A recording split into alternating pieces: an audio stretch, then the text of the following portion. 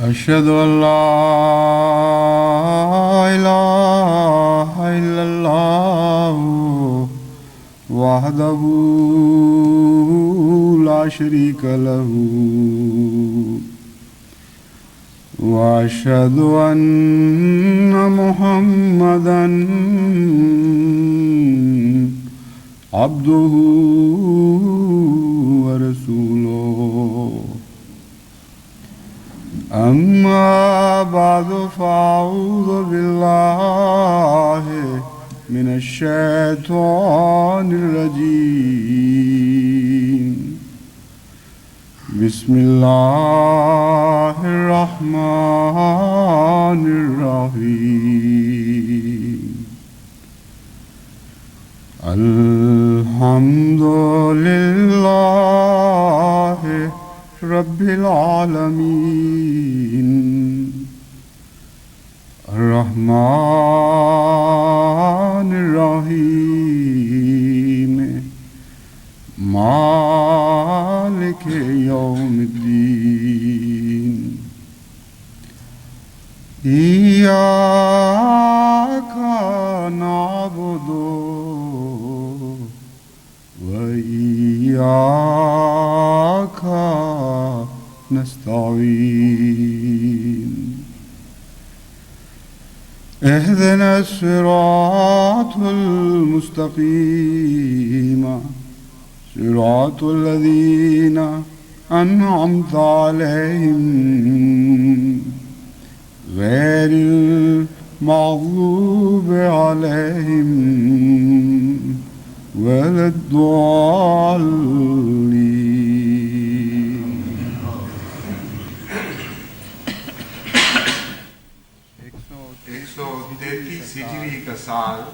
L'année 133 après l'Hégire est une date importante dans l'histoire politique de l'islam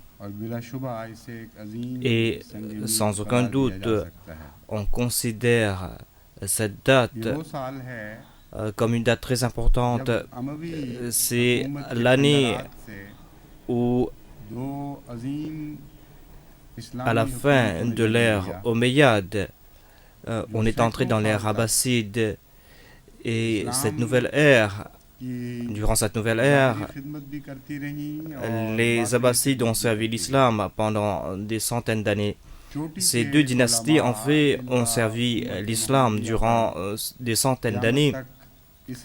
Et des grands érudits qui seront reconnus dans l'islam jusqu'à la fin des temps ont vécu durant ces années et ces personnes ont rendu de grands services à l'islam. Donc, ces grands érudits naquirent et progressèrent durant ces deux dynasties. Donc, à la fin de l'époque omeyyade, à l'est, il y a eu l'époque où l'ère abbasside et vers les abbassides ont dirigé l'islam ou l'empire islamique jusqu'à 523 après l'Hégire. Donc il y a très peu de peuples ou très peu de dynasties qui ont pu gouverner autant de temps et il y a très peu de familles qui ont pu diriger un gouvernement ou un État pendant une si longue période. Donc l'islam a fait beaucoup de progrès durant ces deux périodes. L'islam a fait des progrès matériellement et spirituellement et les musulmans ont eu beaucoup d'avantages durant ces deux périodes. Mais en tout cas, je dois qualifier cela de progrès politique de l'islam. Et c'est vrai que la spiritualité aussi a progressé durant cette période. Mais quand on parle de spiritualité, l'âge d'or de l'islam par rapport à la spiritualité concerne la période du saint prophète Mohammed et de ses 4 premiers califes. Voilà le vrai âge d'or de la spiritualité de l'islam. C'est pour cette raison qu'au début, j'ai dit que ces périodes des Omeyyades et des Abbassides peut être qualifiées d'âge d'or politique de l'islam. Et il y a eu un autre gouvernement qui a été établi à l'ouest. C'est Abdurrahman bin Muawiyah qui a établi cet État en Andalousie. Avant cela, 33 ou 34 ans avant cela,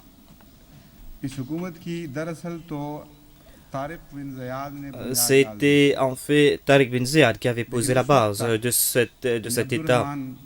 Mais avant la venue de Abdurrahman, il n'y avait pas de gouvernement établi, de gouvernement en bonne et due forme.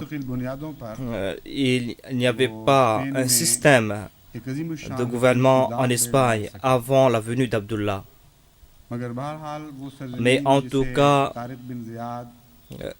Tariq bin Ziyad a conquis ce pays et ensuite d'autres personnes ont fait des grands sacrifices pour les musulmans dans cette région du monde. Quand l'empire omeyyade est tombé, un prince des Omeyyades est parti vers l'ouest afin de se protéger, et puisque ces princes étaient respectés, c'est pour cette raison que quand il est arrivé en Espagne, les gens les ont respectés, les gens les ont honorés en Espagne, et on lui a représenté le gouvernement andalou. Donc, en fait,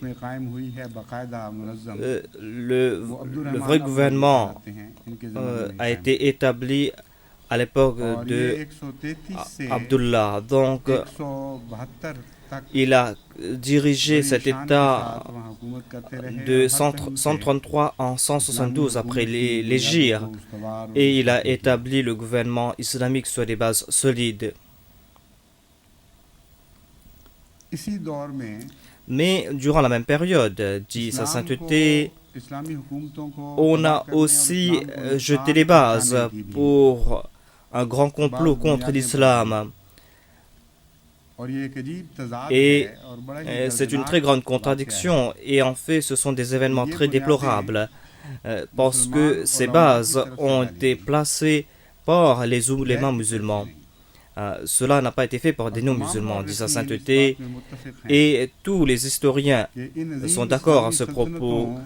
Ils déclarent que, en fait, ce sont les oulémas musulmans, à travers leurs différences, qu'ils ont miné les gouvernements islamiques. Donc, toutes les différences qui naquirent et qui ont affaibli l'islam reposent sur les oulémas de cette période.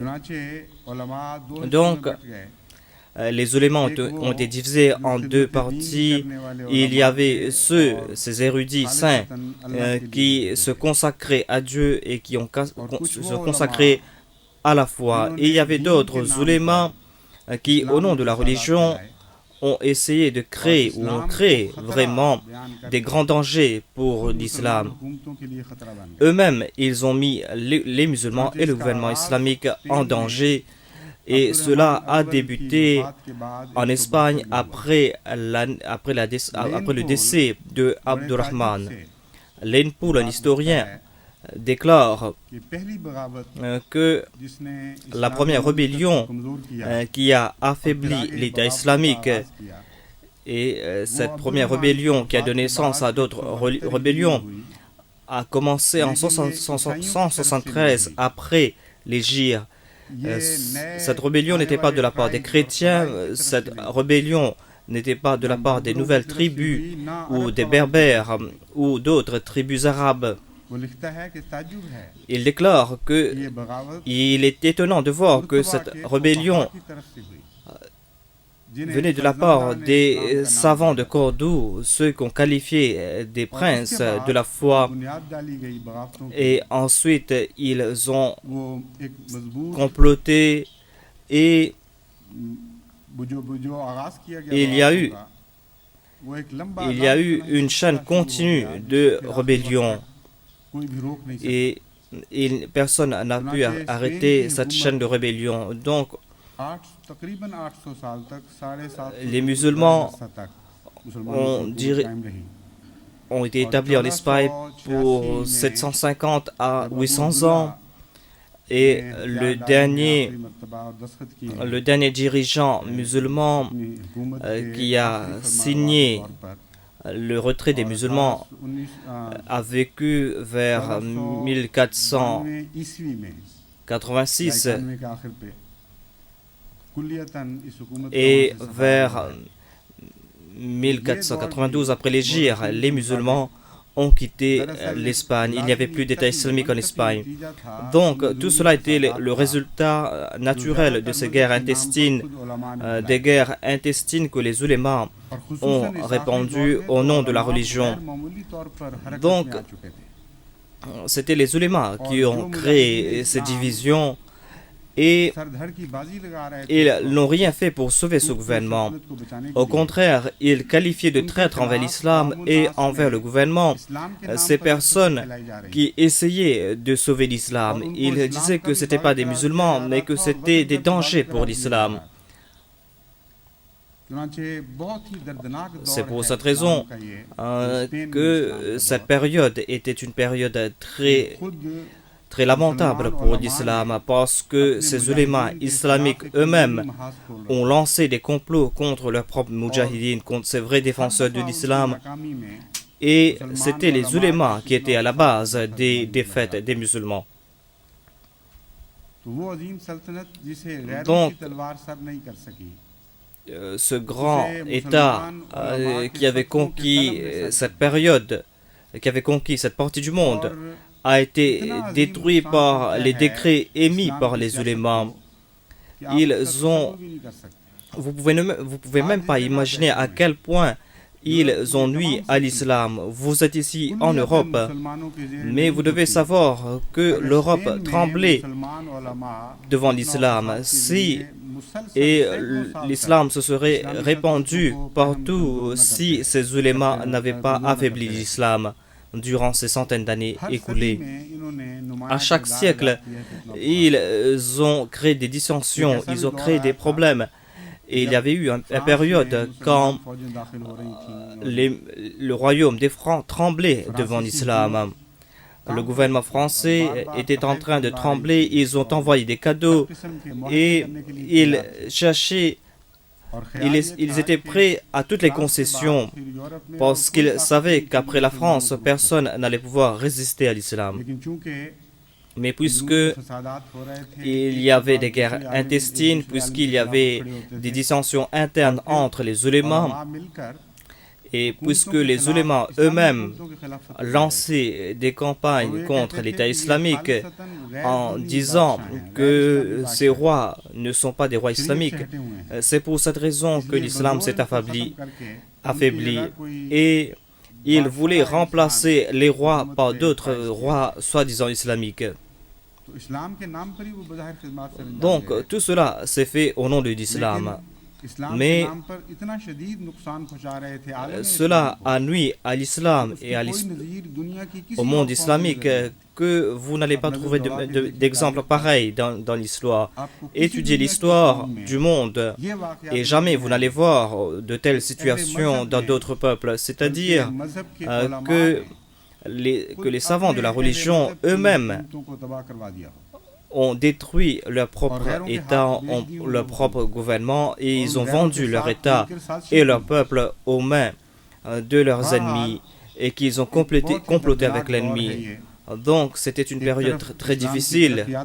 D'un côté, nous voyons le progrès de l'islam et nous sommes pleins de louanges pour cela, mais de l'autre côté, nous voyons le comportement de ces ulémas musulmans et nos cœurs saignent de voir ces complots et de voir à quel point ils ont nui à l'islam. Il y avait des États islamiques qui étaient capables de se répandre et personne. Il n'y avait pas d'autre État à part l'État islamique durant cette période, mais ces ulémas ont nui et ont miné ces États de l'intérieur. En ce qui concerne l'Ouest, c'était les ulémas d'obédience malikites qui ont nui à ces États islamiques. Et en ce qui concerne l'État islamique de l'Est, c'était à cause des ulémas chiites et sunnites, mais c'était les chiites qui étaient responsables du coup de grâce à l'Est. Cela a débuté vers 443 de l'Hégire, quand il y a eu de grandes dissensions entre les chiites et les sunnites durant l'époque d'Abdullah. Abdullah, on disait qu'il était crime, qui a été placé par Dieu. Donc, durant cette période, il y a eu de grandes dissensions entre les chiites et les sunnites. Et c'est durant cette période qu'on a planté la graine de toutes les dissensions. Il y a eu des guerres intestines entre les chiites et les sunnites. Et on a saccagé des tombes. On a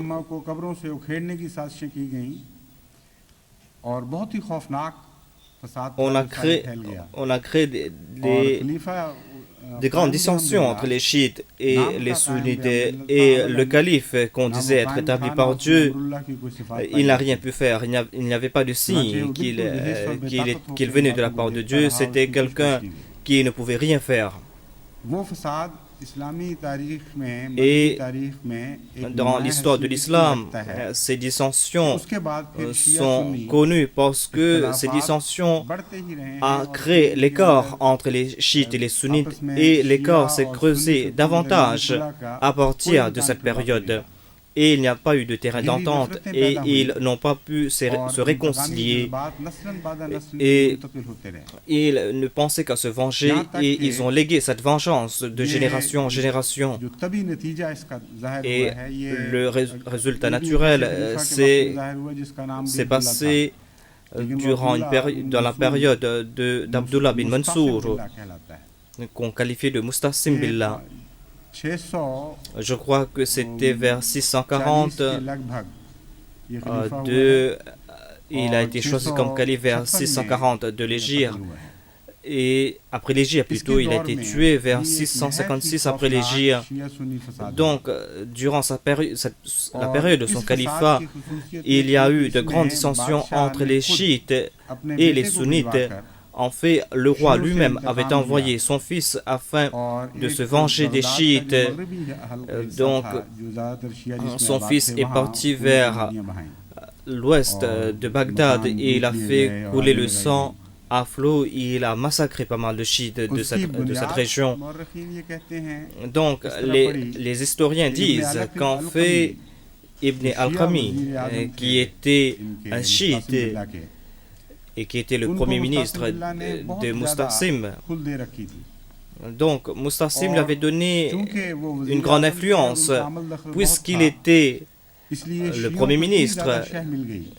Il a eu pas mal d'influence. Et les chiites ont semé les graines des dissensions à cette période. Donc, suite à leurs crimes, les autres musulmans se sont soulevés contre eux. Et c'est pour cette raison que le roi lui-même a envoyé son fils, puisqu'ils étaient des sunnites et qu'ils étaient en majorité. Ils se sont vengés contre les chiites. En tout cas, ils ont massacré pas mal de personnes et c'était la dernière dissension, la dernière guerre entre les chiites et les sunnites durant la période des Abbassides. Après cela, pas mal d'historiens, parmi lesquels on trouve Ibn Khaldoun et Taqtaqi aussi, et d'autres historiens notables, déclarent, et ils sont tous d'accord, que c'était cette dernière guerre, ou ce dernier trouble, qui était responsable de la destruction de l'État islamique ou de l'État abbasside. Donc, Ibn al-Qami a informé Halaku Khan, le Mongol, et il a détourné l'attention de Halaku Khan de l'Est vers Bagdad, et il a enlevé la crainte que les Tatars avaient concernant Bagdad. Il les a fait comprendre que l'armée de Bagdad n'est plus une armée Et इस फसाद के बाद les फौज को historiens कमजोर disent करने की que, बाकायदा en tout साजिश cas, की गई Ibn, और वो Ibn al-Qami a fait des complots afin d'affaiblir l'armée. Petit à petit, मरकजी il a divisé l'armée centrale. Il les a envoyés dans les 4 coins du pays et il a informé le calife que, en fait, je suis en train d'envoyer ces hommes vers les frontières, alors qu'en fait, il les libérait et les a divisés. और जब बगदाद में कोई Et quand हिफाजत का इंतजाम बाकी नहीं il n'y रहा, avait plus de mesures de protection à Bagdad, il a envoyé la nouvelle à Halakou Khan. Et une autre malchance de la période abbasside, c'est que Nasiruddin Tusi, qui était un grand philosophe de cette période, cette personne était une personne respectée par Halakou Khan et par ses courtisans. Et Halakou Khan avait une grande confiance en cette personne. Donc, Ibn al-Qami a envoyé des nouvelles que contacter Nasiruddin. Et Nasiruddin a dit qu'il n'y a plus d'armée à Bagdad. C'est pour cette raison que c'est le moment approprié pour attaquer Bagdad. Et c'est là qu'ils ont attaqué Bagdad. Et c'était des événements effroyables dans l'histoire du monde. On trouve très peu mention de tels événements. Certains historiens disent qu'on a massacré environ 1 500 000 personnes ou 1 600 000. Mais Ibn Khaldun dit qu'on a massacré environ 10 000 personnes. On a tué des femmes, des enfants, des vieux. Et ces personnes portaient le Coran sur leur tête et prier et supplier Dieu de les sauver de ce supplice. Ils suppliaient Dieu de les sauver. Mais quand les peuples s'entretuent, quand de l'intérieur ils sont à couteau tiré et quand ils ont décidé de s'autodétruire, Dieu ne change pas leur destin. Inna Allaha la yughayyiru ma biqawmin hatta yughayyiru ma bi anfusihim.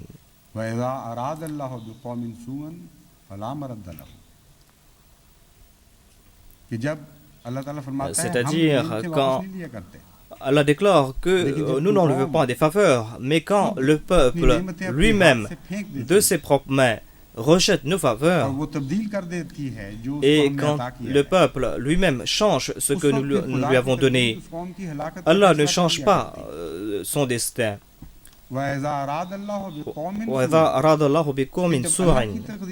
Quand Allah a décidé que ce peuple doit aller à la destruction, personne ne peut sauver ce peuple. Personne ne peut arrêter ce décret de Dieu. Donc nous avons vu les mêmes scènes, c'est-à-dire de leurs propres mains, ils se sont entretués. Et c'est pour cette raison qu'aucune prière n'était efficace, parce que Dieu en a déjà fait mention dans le Saint-Coran, c'est-à-dire personne ne peut changer ce destin.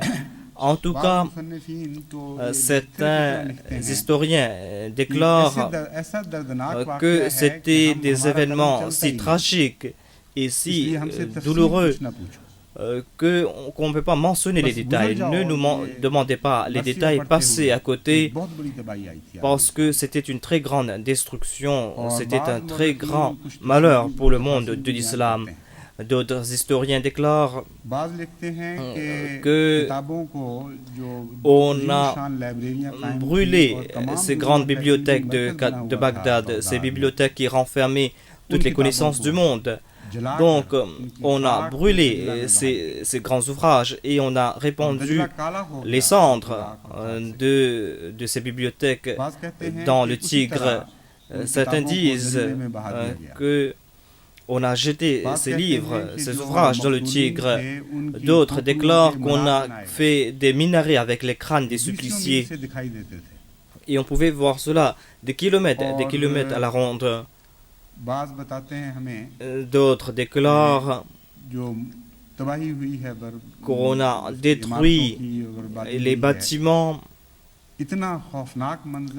Donc, il présente des scènes effroyables et il y a très peu d'exemples de ce genre dans l'histoire du monde. On a tué les gens यहाँ तक कि sans aucune सिर्फ distinction. आम जुल्म नहीं है कत्ल Et वारत का, बल्कि दीनी तौर पर भी इंतहाई मजालिम तोड़े on a aussi été injuste envers la religion aussi, ईसाइयों को और parce que les बदमज़हबों को chrétiens खुली छुट्टी दी गई कि वो avaient la मसाजिद की liberté मजबूती de करें। शराब आम कर दी de गई, suyer les मस्जिदों mosquées. में अस्तबल बनवा दिए गए। On a transformé और les mosquées en इस्लामी तारीख étables. का ये पहला Et dans वाक़या है l'histoire de l'islam, c'est la कि हुक्म première अज़ान fois बंद की गई। qu'on a empêché l'appel à la prière. वो सबसे C'était la बड़ा première बदबख्त fois इंसान qu'un État जिसने इस्लाम के qui a नाफिज होने empêché के l'appel à बाद la prière, c'était पहली Halakha मर्तबा Khan तारीख में qui इस्लाम l'a बंद fait की है, en वो premier Hulagu Khan. et c'est अज़ान बंद किया है, une अज़ान date बंद की है, वो marquante Hulagu dans Khan. l'histoire de l'islam. चुनाचे Donc, मौरखीन बड़े दर्द से वाक़या लिखते हैं। les historiens mentionnent cela avec grand effroi. Ils disent que c'est dans la période de Halakha Khan qu'on a empêché de faire l'appel à la prière. इस तबाही के वक्त इब्ने Donc, अलकमी ने après cette destruction, Ibn पैगाम भेजा al-Qami हलाकू खान को, a envoyé un message à Halakha Khan que इसलिए मुझे मुलाकात का मौका दो। laisse-moi te rencontrer. Donc, on doit décider de ce qu'on va faire वहाँ maintenant. गया, उससे अपनी जान Il की est parti पनाह ली là-bas, और एक साजिश il के a मुताबिक demandé la वापस आकर protection et il est Mustasim parti Billah vers को कहा Mustasim Billah, कि तुम le सब calife, की जान Bakshi et il lui a की dit que जमानत में ले आया हूं। vous avez ma protection, vous avez la garantie que Halakha Khan ne va pas vous tuer. Donc prenez tous vos qazis, prenez tous vos juges, prenez और वहाँ जाकर tout à बड़ी court इज्जत et के साथ partons तुम्हारी vers जान Halakha बख्शी की Khan जाएगी parce और que तुम्हें छोड़कर vous avez ma उसी तरह चला garantie जाएगा जिस तरह अहले रोम et ने vous pourrez partir उसने अपना libre खलीफा, अपना नायब मुकर्रर कर दिया है। et अपना vous नायब serez les vassaux de Halakha Khan, tout comme le sont les Romains. पहुंचे, Donc quand ils sont तो partis de la बिला cour de इस्तिस्ना Halakha सबको Khan, कत्ल करवा दिया। Halakha Khan a fait tuer tout le monde sans aucune exception à part और Ibn al-Qami. लेकिन इब्ने अलकमी को भी Mais Ibn al-Qami वो जो उसकी तमन्ना थी वो देखनी नसीब नहीं हुई n'a pas और बड़ी हसरत से वो n'a pas मरा है vu बाद ce में, qu'il voulait क्योंकि voir उसकी et जो ये il ख्वाहिश est थी कि शिया parce qu'il हुकूमत कायम avait हो जाएगी इसके le लिए। désir d'établir un वो gouvernement Halakha Khan chiite, को भी mais Halakha Khan ne lui a pas donné l'opportunité de le जहाँ faire. तक मुस्तासिम बिल्ला का ताल्लुक है, En इसके ce qui मुताबिक concerne Mustasim बाद Billah, मौरखीन एक बड़ा दर्दनाक certains वाक़या लिखते हैं। historiens mentionnent des Ibn Khaldun événements ने भी लिखा effroyables है, à propos de lui. Ibn और Khaldun, बाद par दूसरे exemple, मौरखीन ने भी। et d'autres इब्न खल्दून historiens तो déclarent इस वाक़या que में नसीरुद्दीन का नाम नहीं लेते, लेकिन बाद दूसरे मौरखीन certains écrivains prennent le nom de Nasiruddin pour ces événements. वो कहते हैं Ibn इसमें Khaldun ne सबको le fait हलाक pas, mais en करने- tout cas, कत्ल करने ils का जो disent, फैसला किया हलाकू खान ने, quand on a décidé de tuer tout le खलीफा monde, वक्त tous les को मारने से courtisans वो du roi, रुका, Halakha Khan ne voulait pas tuer क्योंकि Mustasim Billah parce qu'il était le calife. ये आम रवायत थी उस जमाने में Parce qu'à cette période, on disait que si on fait couler le sang du calife, il y aura une grande destruction. Hulagu Khan ने Donc, Halakha Khan से जिक्र किया कि a मुस्तासिम mentionné को cela मैं à, मुकद्दर करवा सकता, à क्योंकि Nasiruddin. Il अगर a dit इसका que je ne peux खून pas नहीं tuer बहेगा, Mustasim parce que si इससे son बहुत sang बड़ी हलाकत आएगी, tombe वो जमीन से sur खत्म हो जाएगी। le sol, alors il y aura une grande Naseeruddin ने destruction जवाब qui va दिया nous कि attendre. बड़ी आसान तरकीब है, Nasiruddin a dit जमीन qu'il पर est très facile. खून गिरने ही ना Vous n'avez उसको qu'à le mettre बोरियों में dans un लपेटो grand sac और ठुड्डों और लाठियों से et मारो। vous n'avez qu'à le frapper à coups de bâton. चुनाचे बाज़ मौरखीन Donc, कहते हैं कि इसी तरह किया गया, certains बोरियों में disent लपेटकर qu'on l'a tué de cette façon, on l'a mis ठुड्डों dans और un grand लाठियों से sac मारा गया। et on a और उसी commencé à le तरह frapper à coups de बंद bâton. उसने नहायत ही दर्द Et में जान दी। Il est mort dans une façon très atroce. और उस वक्त अलकमी ने फिर Et अलकमी ने आकर Al-Qami उसके ठुड्डे मारे और उससे कहा इस Il तरह lui a इंतकाम लिया frappé जाता है। et lui a donné le coup de grâce. और जहाँ तक Et en ce इब्न qui खल्दून का concerne ताल्लुक है, वो Ibn नसीरुद्दीन की Khaldun, बात तो नहीं बयान करते। il n'a pas mentionné उन्होंने Nasiruddin कहते हैं ici, कि mais il dit पहले qu'on हाथी a से खिंचवाया गया tout उस d'abord को, on a tiré ce sac और avec उस तरह un लुढ़कते éléphant, हुए, घिसटते हुए उसने on जान l'a दी। tiré et और फिर उसके il est बाद mort dans une इंतकामी façon très कार्रवाई की atroce है, ठुड्डों et की on lui a और donné le ठुड्डों की coup de दी जा grâce en fin de compte. तो ये था उलमा Donc का किरदार, voilà उलमा का les किरदार, ulémas de cette période जिन्होंने noire, इस्लाम के ces नाम पर ulémas दो ignobles अज़ीम-शान इस्लामी qui, सल्तनतों को तबाह बर्बाद au करवा nom de l'islam, ont détruit ces deux grandes और dynasties अगर islamiques. ये दोनों सल्तनतें कायम रहती और Si मुसलमान ces उलमा deux ये dynasties भयानक étaient là किरदार अदा ना et करते, que si les ulémas n'avaient pas une तो attitude आज aussi ना रूस का ignoble, वजूद कहीं नजर आता है, aujourd'hui इसके la एक- Russie ne एक sera pas athée, दहरिया हुकूमत के la तौर पर Chine हुकूमत। non plus ne ना sera पुतिन pas की दहरिया athée हुकूमत नजर aujourd'hui. आती। ना जापान वाले खुदा के मुनकिर होकर एक नए खुदा का तस्वुर Le पेश Japon कर aussi रहे n'allait हैं। pas rejeter Dieu. Aujourd'hui, Buddhism का जो नाम है ये भी शायद le bouddhisme sera हिंदू là, तौर पर सुनने में mais आता। que de non seulement हमरे वाक़या ये है कि en मशरिक़ व fait, मग़रिब पर कुल्लियतन de l'Est à l'Ouest, मुसलमान il y aurait हुकूमतें eu कायम होती un और État मुसलमान islamique उलमा dans le जो monde लड़ते ना entier. आपस में और फसाद ना Et करवाते, si उनके ces फैसले éléments ne मैं s'étaient यकीन pas रखता हूँ कि divisés फिर et इस्लाम ne भी साथ-साथ फैल s'étaient जाता। pas disputés, l'islam se serait आज répandu. जितने फसादात दुनिया में Donc हैं, जितने aujourd'hui, खतरात दुनिया को दरपेश euh, हैं, toutes les divisions, tous les इनका grands dangers आगाज que nous उलमाए voyons सुन्नी की तरफ से dans le nom de मुसलमान l'islam हुकूमतों के ont दरमियान के débuté दौरान किए गए। avec les éléments de cette बुनियादें période उसको noire रखी de हैं। l'islam. Ce sont eux qui ont अगर posé la आज base एक de आलम ces grandes इस्लाम होता तो destructions. इन फसादात का सवाल ही Si कोई नहीं था। मशरिक़ व aujourd'hui मग़रिब ना il y आपस avait में un monde भिड़ते, ना इतने islamique, फसादात, ना इतनी on n'aurait pas vu लड़ाइयाँ de दुनिया telles में आती। divisions, de telles destructions dans le जंग monde. On n'aurait Azeem pas vu अव्वल भी ना de होती, telles जंग अज़ीम grandes सानी भी ना guerres comme होती। la première बिल्कुल guerre और ou la भी deuxième अच्छा guerre mondiale. La corde du monde aurait été ये tout जो autre, dit कम्युनिज्म sa की sainteté. फिलॉसफी है ये भी मगरिब में जन्म दी गई है। Il n'y aurait ईसाइयत pas eu de communisme. Et parce que की गलत तालीम और गलत le communisme ईसाई est मुल्कों के गलत आमाल की et le वजह से résultat des mauvaises actions de certains वरना ये फलसफा पैदा नहीं pays. Donc il n'y aurait même pas eu de communisme si होता। असल बात ces ये है éléments कि n'avaient उलमा, pas eu une attitude जैसा कि aussi मैंने बयान ignoble. किया है, En शुरू से fait, ही दो हिस्सों में बटे रहे हैं।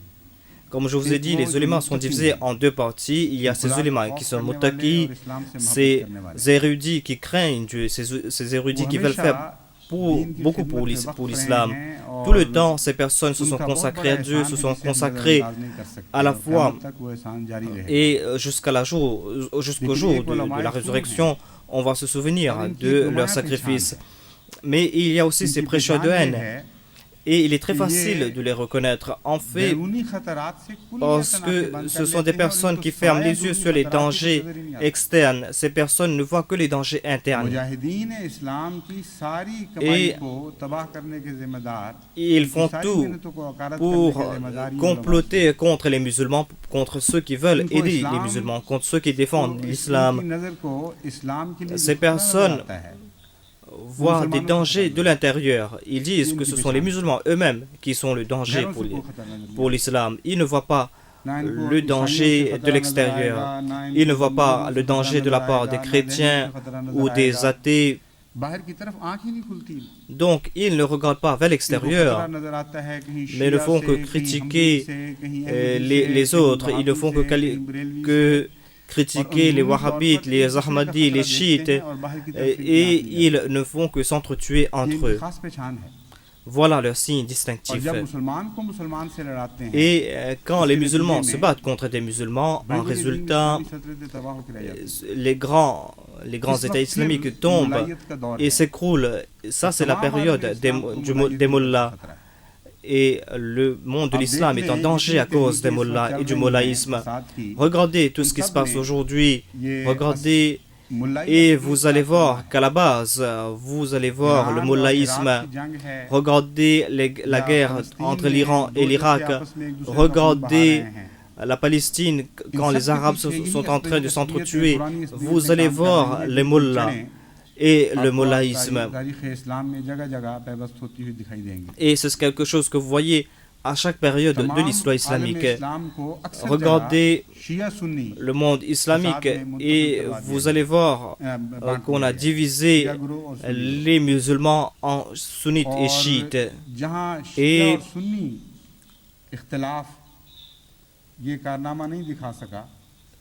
là où on n'a pas pu diviser les musulmans en chiites et sunnites, on a créé d'autres dissensions et d'autres divisions. Et ce sont les mullahs qui sont à la base de ces dissensions. Regardez par exemple la Malaisie et regardez par exemple l'Indonésie. Vous allez voir qu'on a qualifié les sultans ou les dirigeants de ces pays de non-musulmans.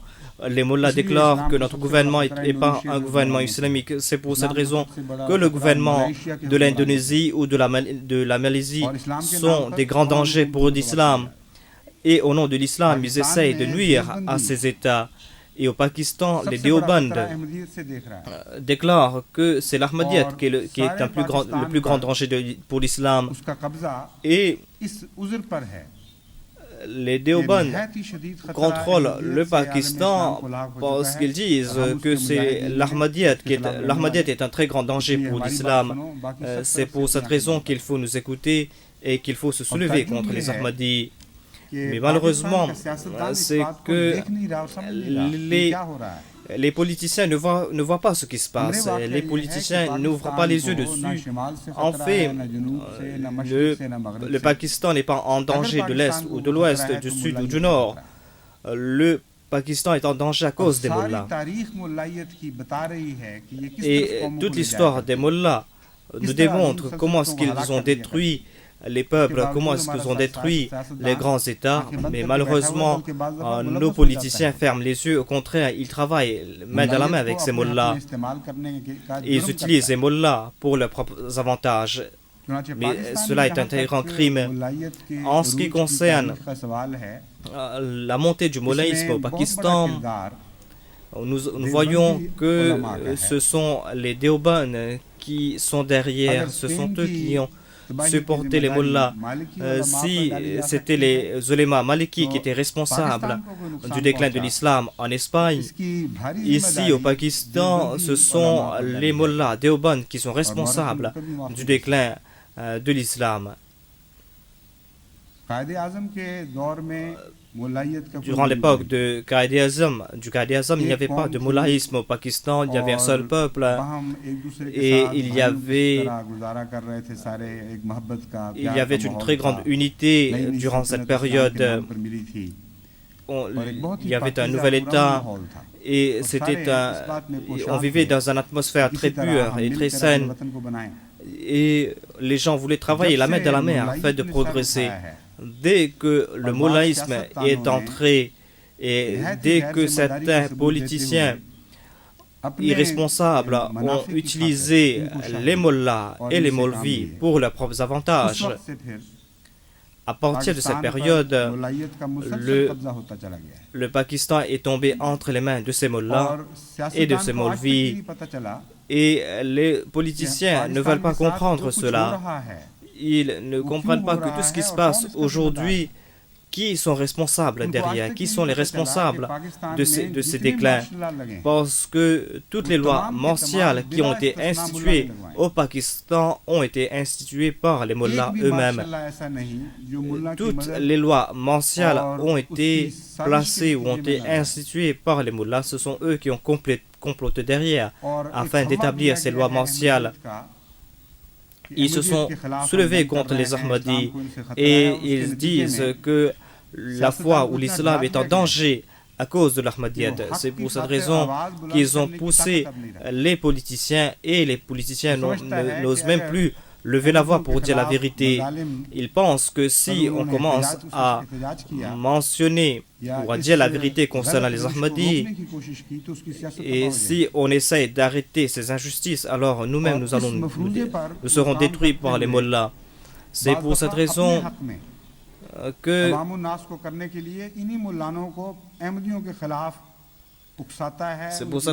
qu'ils poussent les politiciens ou qu'ils poussent les mollahs contre les Ahmadis parce qu'ils veulent avoir les voix du peuple.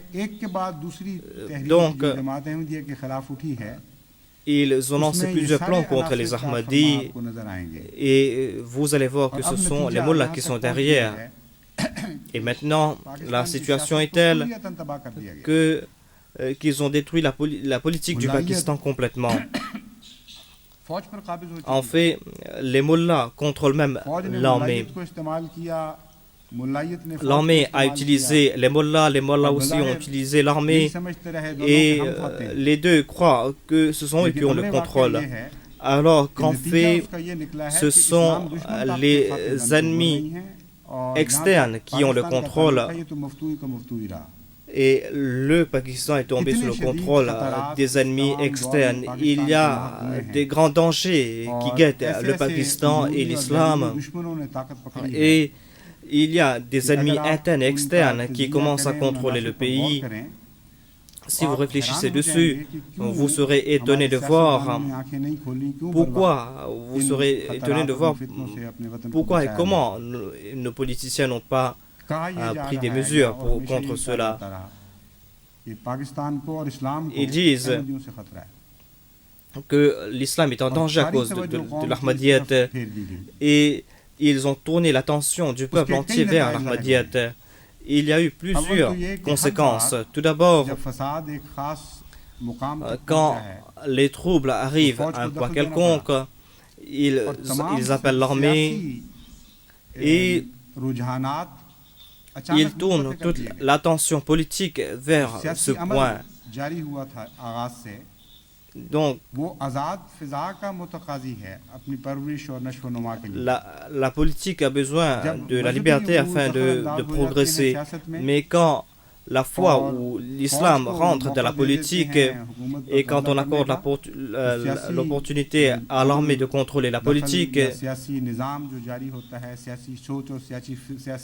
alors il n'y a plus de pensée politique.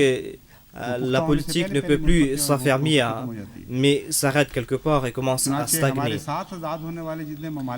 Donc, regardez les pays libres à côté de nous. Là où il n'y a pas du moulaïsme, vous allez voir que la politique a progressé dans ces pays. Et ils ont pu progresser et ils se sont affermis et ces pays sont reconnus pour leur politique dans le monde. Regardez la Chine, regardez l'Inde. L'Inde est notre voisin. Nous sommes libérés en même temps. Donc, l'Inde a progressé politiquement et en fin de compte, maintenant, l'Inde est reconnue et honorée dans le monde. Maintenant, l'Inde a un grand statut et beaucoup de pays accordent plus de statut à l'Inde qu'au Pakistan. Parce que ce pays n'est pas sous le contrôle des mullahs et ce pays n'est pas sous le contrôle des mullahs musulmans ou des pandits hindous. La religion n'a aucun rôle à jouer dans la politique. Malheureusement, au Pakistan, le moulaïsme est entré dans la politique, ils ont fleuri dans la politique et à chaque fois les politiciens sont étonnés et disent qu'est-ce qui se passe, pourquoi tout cela s'est passé. Ce sont d'autres peuples qui ont souffert beaucoup. À plusieurs reprises, quand l'armée a progressé ou est entré dans la politique, les politiciens n'ont pas vu que ce sont les mollahs qui sont responsables, mais ils disent que ce sont les Pendjabis de l'armée qui sont responsables. Et ensuite, ils ont lancé des campagnes de haine contre l'armée. Surtout au Sindh et au Baloutchistan, ils ont lancé des campagnes contre le Pakistan. Et ce sont des campagnes qui progressent de jour en jour. Il y a des campagnes contre le Pakistan dans les universités, dans les collèges. Ils disent que ce sont les Pendjabis qui contrôlent l'armée du Pakistan et à chaque fois, les Pendjabis font souffrir les minorités. Ils veulent contrôler le pays pour leur avantage, c'est-à-dire pour l'avantage des Pendjabis. Donc, puisque toute personne ne peut pas comprendre cela, c'est pour cette raison que beaucoup de personnes ne voient pas la réalité et c'est pour cette raison que les gens acceptent cela, les yeux fermés. Ils disent que les Pendjabis sont en train de faire souffrir les Baloutchis et les Sindhis, par exemple. Et c'est la même chose qui s'est passée dans l'est du Pakistan, c'est-à-dire au Bangladesh. Donc, ce sont eux qui ont été responsables de la cassure. Ils sont partis là-bas et beaucoup de personnes qui connaissent les faits savent que année après année, ils ont fait la même propagande. Ils déclarent que l'armée est contrôlée par les Pendjabis. Ils sont en train de détruire le pays, de détruire la politique. Et ils ne veulent pas que la politique progresse. Ils veulent que le Pendjab progresse tout simplement.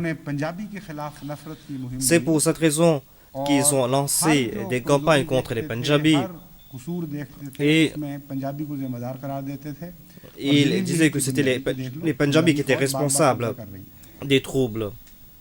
और अब यही नफरतें वो तो मुल्क चला गया उसके जाने के बाद सिंध में मुंतकिल हो गई बलूचिस्तान में मुंतकिल हो गई Donc, और बज़ाहिर ils disent बड़ी शिद्दत के que साथ फौज le ने pays doit être divisé et apparemment लेकिन कभी l'armée सियासी a réprimé बेईमानियां भी कुचली गई हैं, तलवारों ces से या mouvements. बंदूकों से।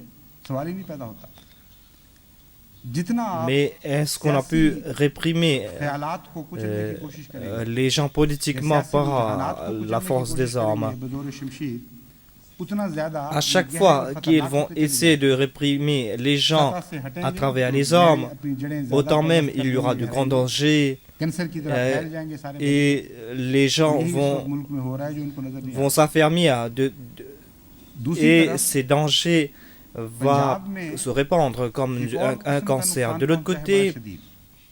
au पंजाब Punjab, के अवाम और पंजाब के सियासतदान il y a un autre grand danger. कुल्लियतन मायूस होने के Le बाद peuple du Punjab et les अब politiciens de cette ऐसी région, ताकतों का सहारा ढूंढ après रहे हैं avoir जो perdu espoir अपनी फौज से complètement, उनको निजात दिलाए। maintenant ils cherchent और le उसके लिए support सबसे ज्यादा des forces externes. Ideology Et को मदद के लिए मिलती है वो इश्तराकी maintenant, la force la plus proche ou l'idéologie la plus proche qui peut les supporter, c'est le communisme. Et c'est la Russie en tant que grand voisin qui va les supporter maintenant. Donc, maintenant, il y a un nouveau sphère. Maintenant, ils disent que l'armée représente les impérialistes, les bourgeois. Ils disent que l'armée représente maintenant les grands propriétaires terriens, les grands féodaux. Ils disent que l'armée représente maintenant les industriels et que c'est pour cette raison qu'ils imposent la loi martiale afin de protéger les intérêts de ces industriels ou de ces grands propriétaires terriens. Et ils disent qu'on est en train d'affaiblir le pays, on est en train d'être injuste envers les faibles afin d'aider les industriels. Donc, ils présentent ces scènes devant les autres et les gens croient que c'est la vérité. Donc, ils sont en train d'affaiblir le pays en entier et maintenant le pays tombe sous le contrôle des forces ennemies. Ils sont déjà en contrôle dans le pays. Maintenant, il y a des grands complots contre le pays et ce sont les fils du sol qui sont eux-mêmes en train de comploter contre la patrie. Ils disent qu'on ne va pas enlever la loi martiale afin de ne pas affaiblir le pays.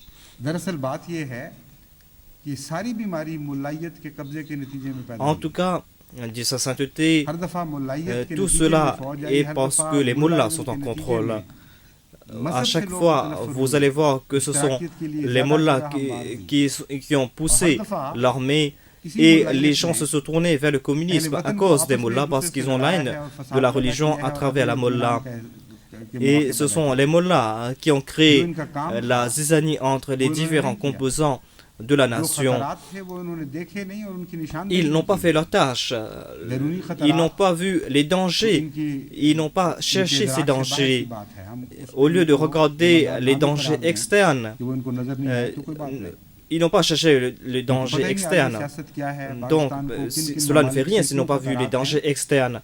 Parce qu'ils ne connaissent pas c'est quoi la politique, ils ne connaissent pas les dangers qui peuvent venir de l'extérieur. Donc, ils ne sont pas responsables à ce propos parce qu'ils n'ont pas autant de connaissances de la politique internationale.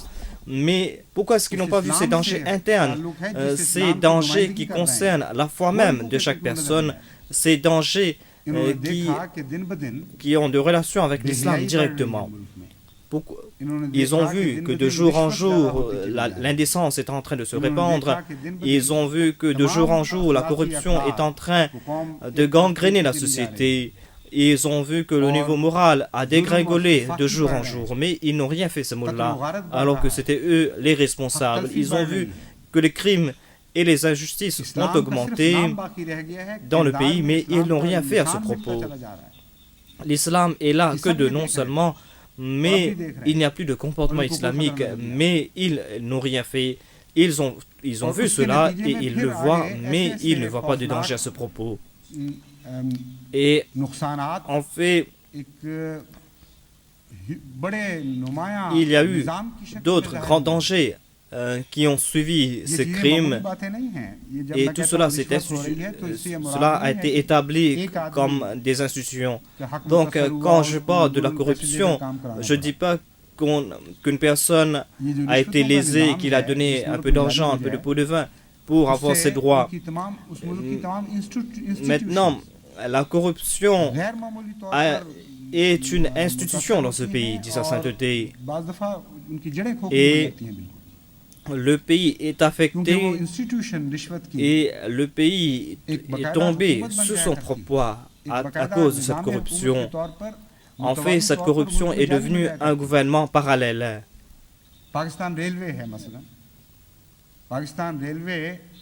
Regardez par exemple le chemin de fer au Pakistan. Regardez les failles dans ce système. Vous allez voir qu'à chaque fois, ils augmentent le prix du ticket, mais ils disent qu'ils ne font que des pertes. Et ils ne font que des pertes. Regardez les compagnies ferroviaires de d'autres pays. Vous allez voir que ces compagnies externes sont en train de progresser, alors que notre compagnie à nous est en train de dégringoler. Donc, regardez qu'est-ce qui se passe dans ce pays. Et vous allez voir que dans certaines régions, vous allez devoir payer le double de votre ticket parce que tant que vous ne donnez pas des pots de vin au préposé de la gare, on ne va pas envoyer vos marchandises ou vous n'aurez pas de ticket. Les agriculteurs, si ces agriculteurs ne payent pas des pots de vin, toutes leurs marchandises resteront là et vont pourrir sur place.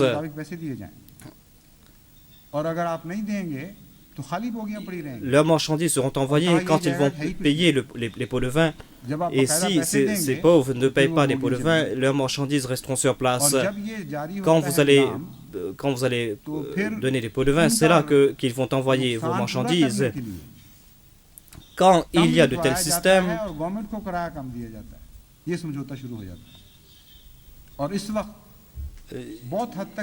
ils nuisent à l'État et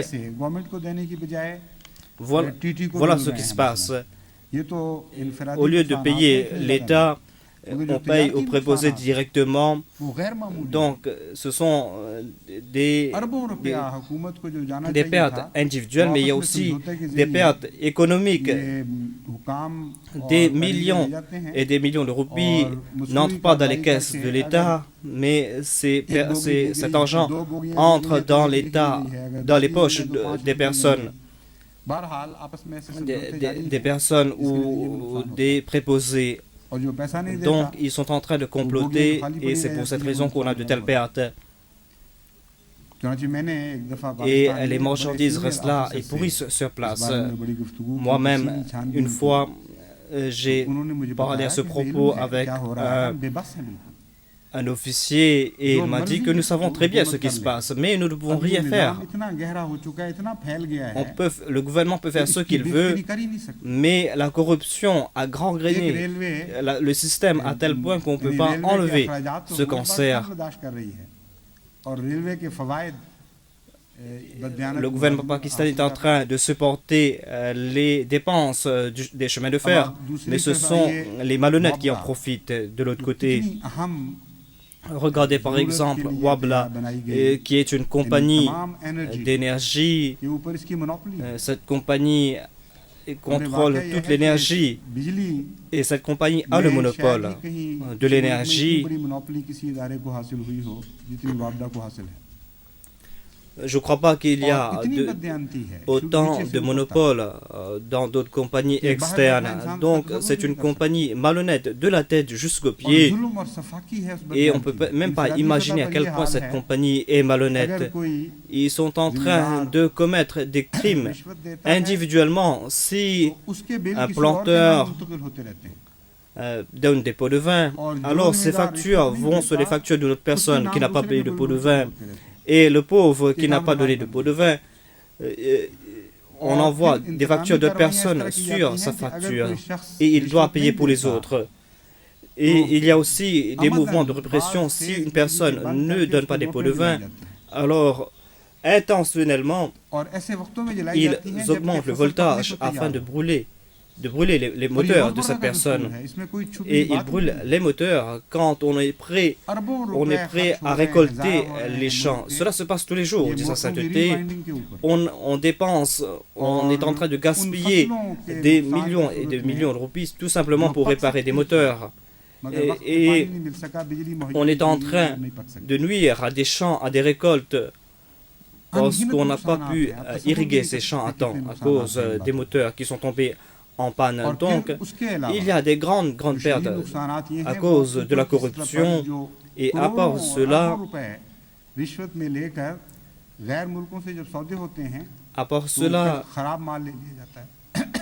il y a ceux qui, au niveau de l'État, achètent des équipements déficients et ensuite ces équipements qui devaient marcher pendant 20 ans, pendant des décennies, ces machines tombent en panne après 2 ans et on ne peut rien faire. Donc l'économie est tombée dans le chaos et ceux qui vont là-bas déclarent que maintenant ce n'est plus le Pakistan d'avant. Avant,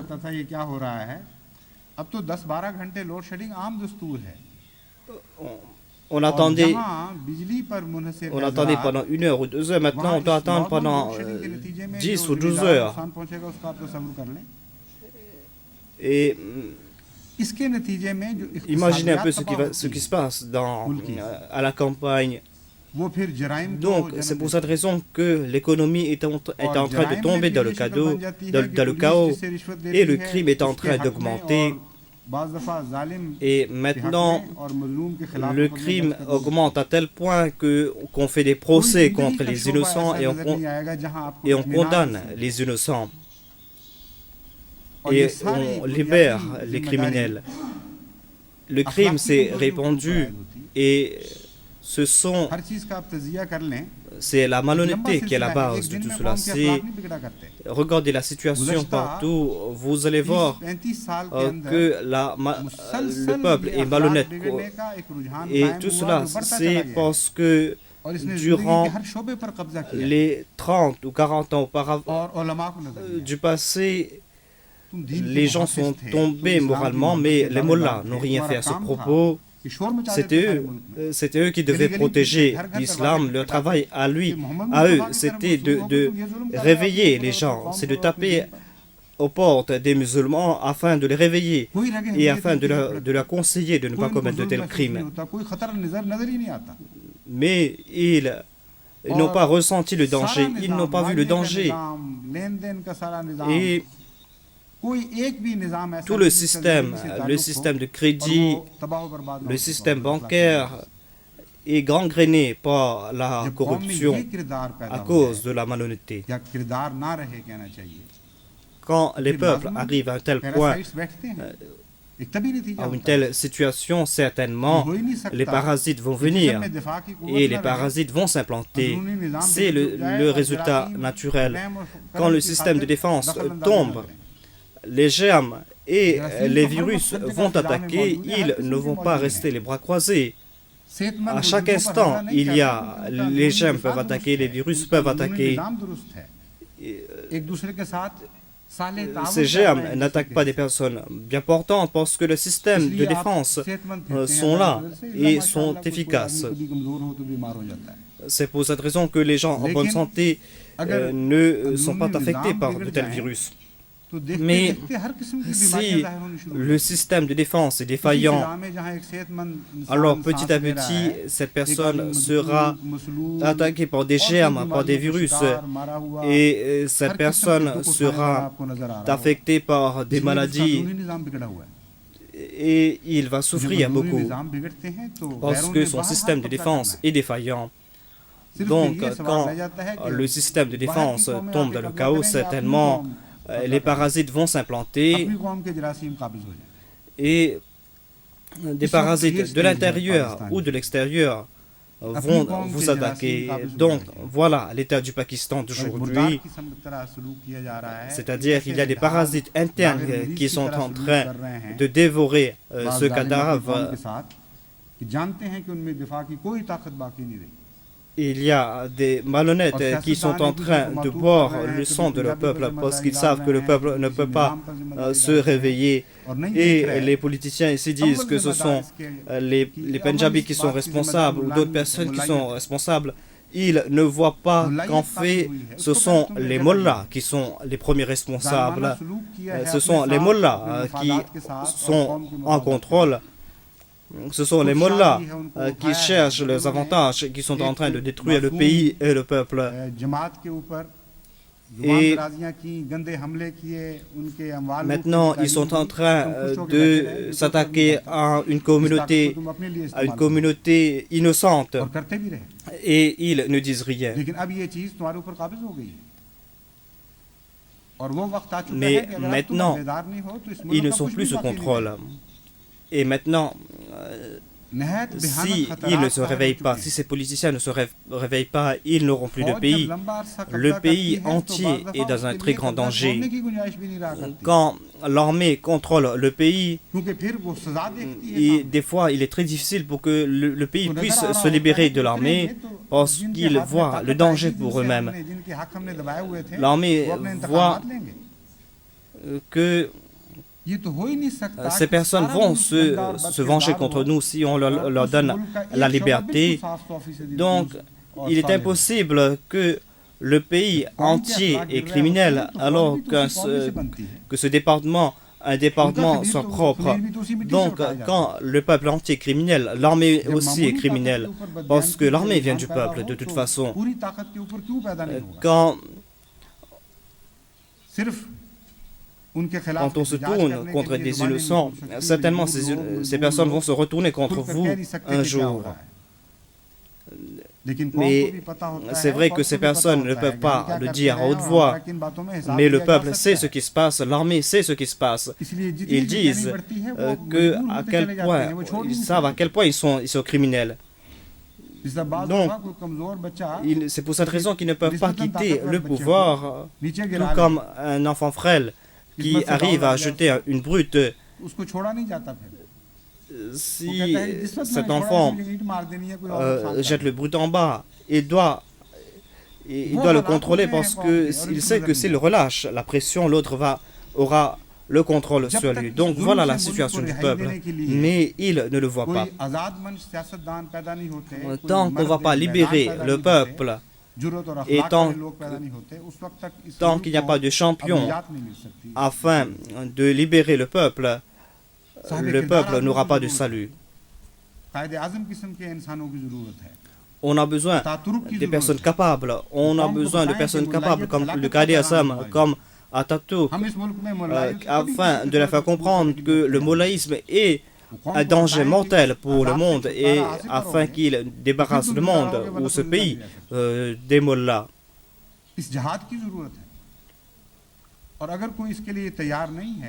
Donc on a besoin de faire un djihad à ce propos. Et si vous n'êtes pas prêt pour faire ce djihad, alors vous devez être satisfait de votre destin, parce que personne ne pourra vous sauver. Un temps viendra où vous serez sous le contrôle des parasites internes, mais après quelque temps, les parasites externes vont venir vous contrôler. Qu'est-ce qui s'est passé avec le gouvernement de Bagdad? Qu'est-ce qui s'est passé avec l'État islamique d'Andalousie? Donc, il y a eu des guerres intestines de l'intérieur, mais après quelque temps, il y a eu un temps où des parasites externes sont venus contrôler sont venus contrôler ces pays. À cause des luttes intestines, ils ont contrôlé le pays et ils ont détruit ces grands États, ces États glorieux. Donc voilà en résumé la situation. Et voilà mon analyse de la situation dans ce pays. Les Pakistanais sont en train de souffrir à cause de cela. Et les Ahmadis aussi souffrent beaucoup. Parce que la communauté Ahmadiyya est à la base de la création du Pakistan.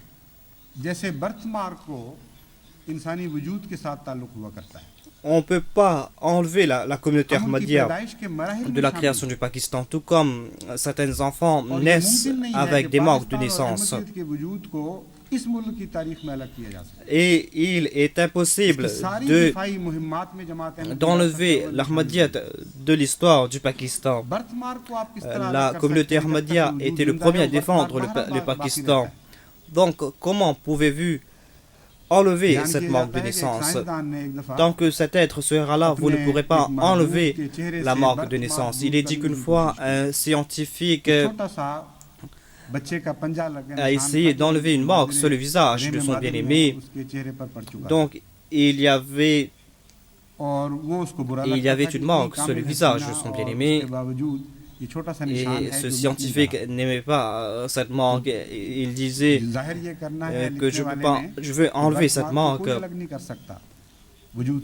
Donc, la personne voulait nous faire comprendre que personne ne peut enlever de telles marques de naissance, parce que si on essaie d'enlever, il y aura un grand danger pour la vie de cette personne. Donc, ce scientifique déclare que quand en fin de compte, il a pu créer un médicament afin d'enlever cette marque. Petit à petit, la marque a commencé à disparaître et en fin de compte, il n'y avait plus de marque du tout sur le visage de la personne. Mais en même temps, la personne était en train de prendre son dernier souffle. Donc, cette marque a disparu avec la vie. Les deux ont disparu en même temps. Donc, jamais vous ne pourrez détacher la Jamaat Ahmadiyya du Pakistan. Tant qu'il y aura le Pakistan, l'Ahmadiyyat sera là, sera attaché avec le Pakistan. L'Ahmadiyyat est une tâche indélébile. Ce sont les Ahmadis qui sont les premiers à défendre le pays. Et c'est les Ahmadis qui souffrent beaucoup plus. C'est pour cette raison qu'on ne peut que les conseiller. Je vous ai présenté la situation. Donc, je ne m'adresse pas seulement aux Ahmadis, mais je m'adresse à tous les politiciens. Et je leur demande de réfléchir, de voir si ce n'est pas la vérité.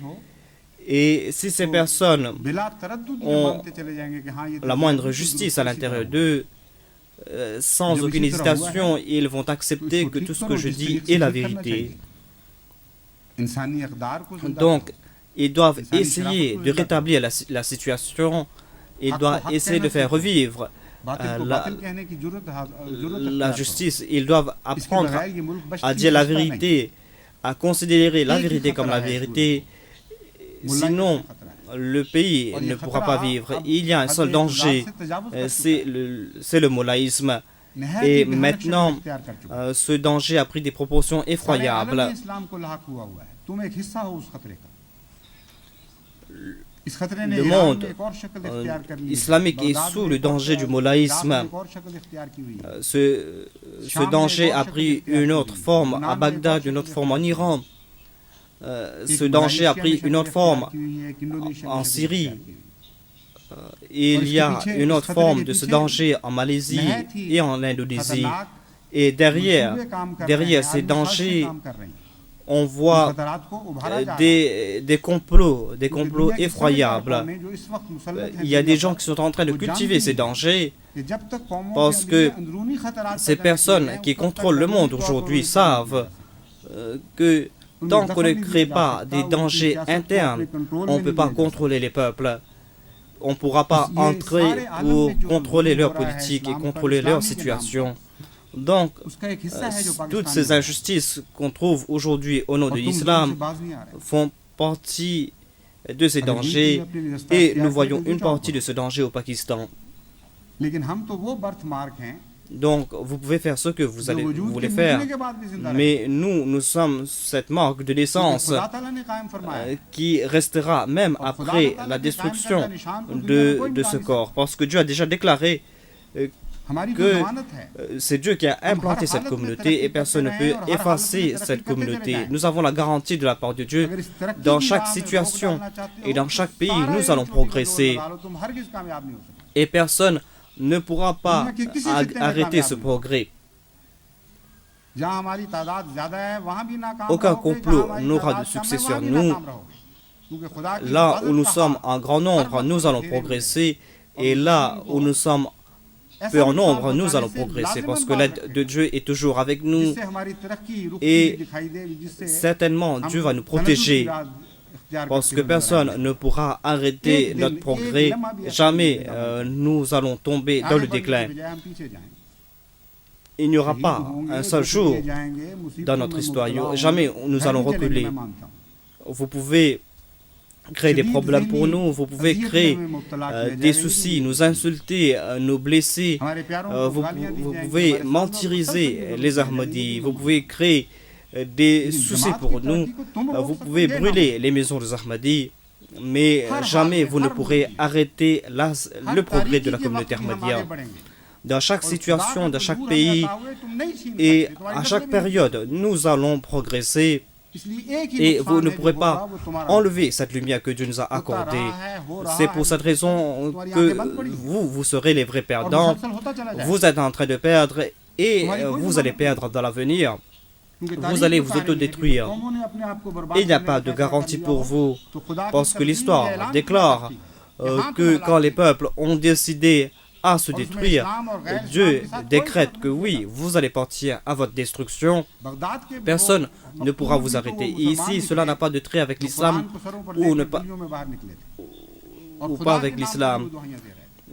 Les Baghdadis ont porté le Coran pour se sauver et ils ont crié, ils ont imploré l'aide de Dieu, mais Dieu ne les a pas aidés, Dieu n'a pas écouté leurs lamentations, parce que ce sont des personnes qui ont eux-mêmes planté la graine de leur destruction. C'est pour cette raison que personne ne pourra vous aider, उनको दुनिया में कोई नहीं mais ceux qui souffrent pour la cause de Dieu इसलिए हमारी फिक्र et तुम ceux qui छोड़ो। font preuve de patience, personne ne peut leur rien रब-ए-काबा faire. की कसम, C'est pour cette raison qu'on ne vous souciez pas de nous. तुम उस प्यारे वतन की Mais फिक्र je करो, jure हमें भी अजीज que Dieu va nous aider, Dieu va nous और तुमसे protéger. ज्यादा इसके नुकसान का दुख हमें भी Souciez-vous pour votre pays, लेकिन हम उस parce que मामले में nous aussi, तैयार हैं। nous सिवाय aimons इसके ce कि pays, घर parce से que nous नसीहाना, sommes en train de घर से souffrir beaucoup नसीहाना plus pour ce कह pays. सकें, गरीबाना Et दरखास्त कर सकें, moi, je इससे peux ज्यादा que कोई बात conseiller, हाँ, जहाँ तक जमात का je peux faire qu'une demande et je peux अल्लाह rien faire ताला से d'autre. ताल्लुक है, En ce qui concerne la ये communauté मैं हिंदू Ahmadiyya जमात को नसीहत करूंगा। et en ce qui concerne कि sa इस relation ताल्लुक avec को Dieu, इस्तेमाल करें और दुआएं je करें dois और conseiller la इल्ज़ाम communauté करें Ahmadiyya और इस्तिग़फ़ार करें d'utiliser cette सबके साथ। relation और que, दुआ les करें कि Ahmadis, अल्लाह que vous इनको avez इल्म avec दे, Dieu इनको अक्ल दे, et de faire l'istighfar, इनकी आंखें de खोले। demander pardon et prier क्योंकि वाक़यातन afin मुल्क इस qu'Allah वक्त guide ces personnes, ऐसे हलाकत afin que के ces किनारे personnes पर पहुंच puissent चुका है। comprendre, parce que कब्रों maintenant में पाँव le पाँव pays लटकाना कहते हैं। est arrivé au bord d'un और gouffre पूरी कौम et मुलव्वस है le pays a un pied dans la अपने tombe मफादात की खातिर, et अपने toute la अपने nation est criminelle. Chacun sont en train de chercher ses avantages. सारे मुल्क मिलकर कौम पे जुल्म करते चले जा रहे हैं और देख नहीं रहे कि उनके साथ क्या हो रहा है। अल्लाह ताला रहम Donc, करे। आइंदा जो ils sont en train de Ramzan के détruire le दिन pays हैं, tous ensemble. उनमें Qu'Allah ait pitié d'eux.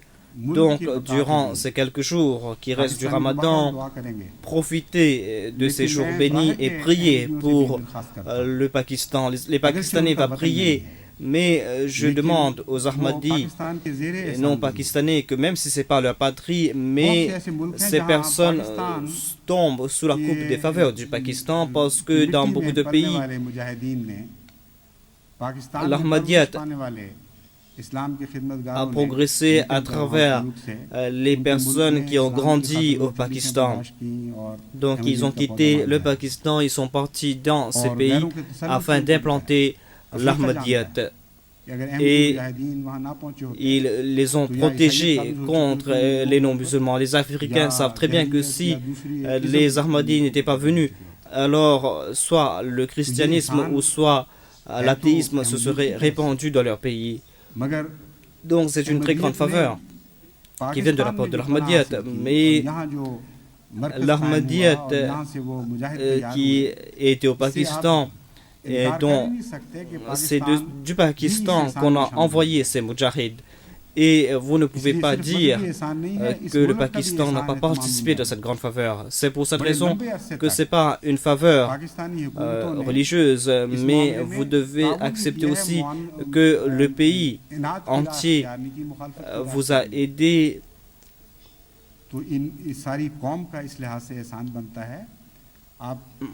Donc, c'est une faveur du peuple. Vous devez vous soucier pour ce peuple et vous devez prier pour le Pakistan parce que du Pakistan, on a pu vous aider.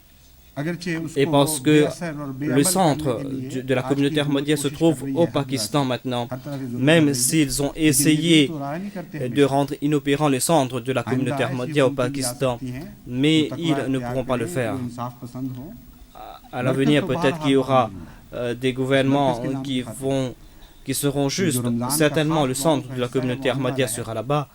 C'est pour cette raison que vous devez prier. Donc, priez durant ces quelques jours restants du Ramadan et priez pour les Ahmadis et priez aussi pour le Pakistan. Et vous devez retourner une faveur pour une faveur que vous avez reçue. Qu'Allah nous aide et qu'Allah fasse que nous puissions apporter une révolution au Pakistan. Une telle révolution où on pourra déclarer avec fierté que certainement on a protégé les buts pour lesquels le Pakistan a été créé et qu'on a créé une forteresse afin de protéger ces buts au nom de la ilaha illallah Muhammadur Rasulullah. Et maintenant, si on est en train de briser ce pays, et nous serons prêts à mourir en tant que martyrs, mais malheureusement, on est en train d'effacer cette kalima, ces paroles au Pakistan. Donc, si cette mort qui leur est destinée, alors c'est une mort très malheureuse. On a créé le Pakistan au nom de l'islam et maintenant ils sont en train d'effacer la kalima au Pakistan.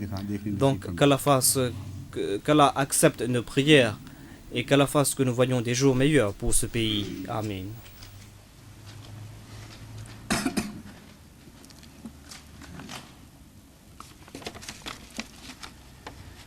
Alhamdulillah nahmaduhu wa nasta'inuhu wa nastaghfiruhu wa nu'minu bihi wa natawakkalu alayhi wa na'udhu billahi min shururi anfusina wa min sayyiati a'malina man yahdihillahu fala mudilla lahu wa man yudlilhu فلا هادي له ونشهد أن لا إله إلا الله وحده لا شريك له ونشهد أن محمدا عبده ورسوله खुतबा सानिया पढ़ने से पहले एक ऐलान करना चाहता हूँ। हमारे सिलसिला के एक पुराने फ़िदाई बुज़ुर्ग जो सीरा ल्यून जमात के इब्तदाई मुखलिसीन में से हैं और बहुत खिदमत की है जमात की, उन्होंने वहाँ जमात को फैलाने और मुस्तहकम करने में बहुत अज़ीम किरदार अदा किया है। अलहाज मुकर्रम अली रोजर साहिब, वो 95 साल की उम्र में 23 मई को वफ़ात पा गए हैं। और मुबल्लिग इंचार्ज लिखते हैं कि ईमान, तकवा और इखलास में इन्होंने मुसलसल तरक्की की है। 1939 में ये अहमदी हुए थे और हर सिलसिले की ज़रूरत को अपनी ज़रूरत पर तरजीह दी है। एक दफ़ा ईसाइयों ने प्रेस में जमात का लिटरेचर लेना बंद कर दिया, तबाह करना बंद कर दिया, क्योंकि और कोई प्रेस नहीं था सिवाय ईसाई प्रेस के, और जमात के पास वसाइल भी नहीं थे कि वो फौरी तौर पर कुछ कर सकें। तो इन अली राजर साहब ने फ़ौरन बोझ शहर में एक बहुत ही अजीम शान मस्जिद वसी व अरीज़ क़ता पेश किया और फिर माली कुर्बानी की और कहा कि यहाँ अपना प्रेस लगाओ और अब देखते हैं ईसाई किस तरह रोक सकते हैं। चुनांचे उसके नतीजे में फिर जमात अहमदिया की इशाअत का काम रुका नहीं। तो ये आशिक थे सिलसिला के और मूसी भी थे और बहुत वसी इनका एहसान का मामला था माहौल में। जब अहमदी हुए तो इनकी 10-12 बीवियाँ थीं जो रिवाज के मुताबिक, और बिला तरद्दुद फ़ौरन बाकियों को बड़े एहसान के साथ रुख्सत किया और 4 रखी और कहा कि सवाल नहीं पैदा होता, मेरे रिवाज पर इस्लाम का रिवाज बहरहाल फ़ौक़ियत रखता है। तो बहुत नेक सिफ़त इंसान थे और हज़रत खलीफतुल मसीह सालिस का इनसे बहुत प्यार था। और ये मुबल्लिग़ ने लिखा है, मुझे बड़ा सदमा हुआ उस बात से, एक बड़ी हसरत थी कि मैं इस चौथे खलीफा से भी मिल लूँ, लेकिन चूँकि बीमार कमज़ोर हो गए थे इसलिए आ नहीं सके जलसा सालाना पे। इनका जनाजा होगा गायब, इनको भी ख़ास तौर पर और इनकी औलादों को भी नस्लन बाद नस्लन खुदा ताला की फ़ज़ल के लिए दुआओं में याद रखें कि अल्लाह ताला इस ख़ानदान को खैर मामूली बरकतें अता फ़रमाए। एक हैं खुर्शीद बेगम साहिबा अहलिया अब्दुल अज़ीज़ साहब कुरैशी, नैरोबी के हैं। मुबारक अहमद कुरैशी व आरिफ कुरैशी इनकी वालदा, ये भी वफ़ात पा गई हैं जिलिंगम में। इनकी भी नमाज़ जनाजा होगी। ये दोनों बुज़ुर्गों की होगी।